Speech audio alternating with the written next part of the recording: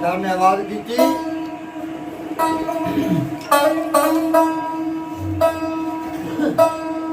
एक सजदा इबलीस ने ना कीता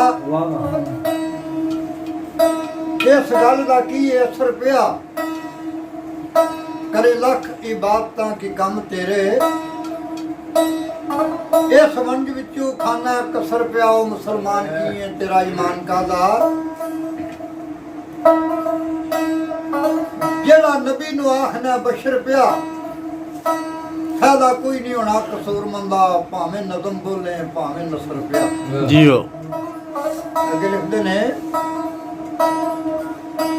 बशर नबी नू कहंदियां जरा सोचते सही चंद तोड़ के बंदा नहीं जोड़ सकदा होवे लखां दी कदा नमाज डिगर डुबे सूरज नू बंदा नहीं मोड़ सकदा आ करे इल्म चितराइयां लख बंदा कलमा मुठ विच पढ़ नहीं आ रोड़ सकदा पर झोसा एक बाजू दा मार कसूर मंदा दर खैबर दा बंदा नहीं तोड़ सकदा अगे लिखिया ने तीसरा शेर आहद अहमद दे विच नहीं फर्क कोई आशिक आहदे ने रमज पाई जिन्ना खंज गए ने पढ़ पढ़ उमर सारी लिया के बशर ते गल ठहराई जिन्ना मुसलमानी तेरी सिर में हाक पावा रुतबा नबी दा आखना भाई जिन्ना ते तेरा जे ए ईमान है कसूर मंदा तेरे विच ईमान नहीं लाई जिन्ना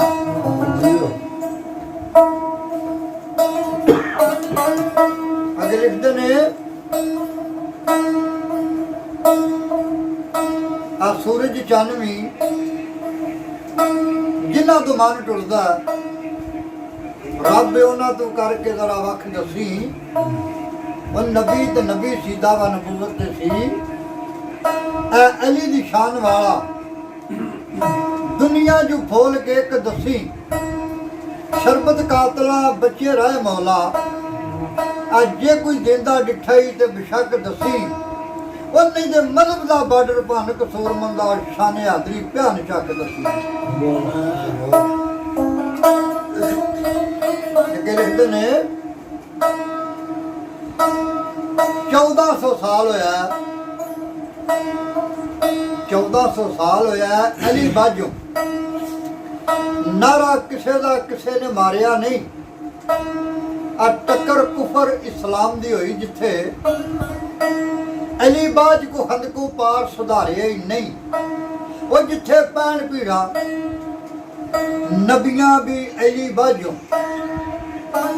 और किसे दे ताई वंगारिया नहीं नारा अली दा मार मैदान आवे कसूर मंदो बंदा कदे भी हारे अगे लिखिया ने अब मुश्किल हल पल विच होवे मुश्किल मुश्किल लफज बड़ा औखा है मुश्किल होए जिन्नू बने अगे लिखते ने भी हल एक सेकंड नहीं लगदा मुश्किल हल पल विच होवे ना सेवा शाह मर्दान हर मैदान बिस्तर अख्तर उते कबला अली दे हाथ कमान दो जहान खैबर डोले फड़ के तोले 14 तबक जो सान जमीन आसमान कसूर मंदा होए हद ना कोई ना ही विच बयान हैदर दी शान आखिरी शेर अगे एक दानिशमंद बंदा बैठा सी उन्हें आख्या बाबा जी को अपना पता नहीं मांगो बाबा ने आकर आख्या की पता ठिकाना पूछना है की पता ठिकाना पूछना है वो असली रात मेरी मुसलमान लिख लै थाना रोजा तहसील नुमाद मेरी जिला मेरा भी तू कुरान लिख लै मैं बैत हाँ पैंतन पाक दी कलमा मुहम्मद दा मेरा ईमान लिख लै ਉਹ ਮੈਂ ਖਾਦਮ ਆ ਜੋਏ ਵਾਲੀ ਸਰਕਾਰ ਦਾ, ਅਸਲੀ ਮਕਾਮ ਮੇਰਾ ਕਬਰਸਤਾਨ। ਵਾਹ ਜੀ ਵਾਹ।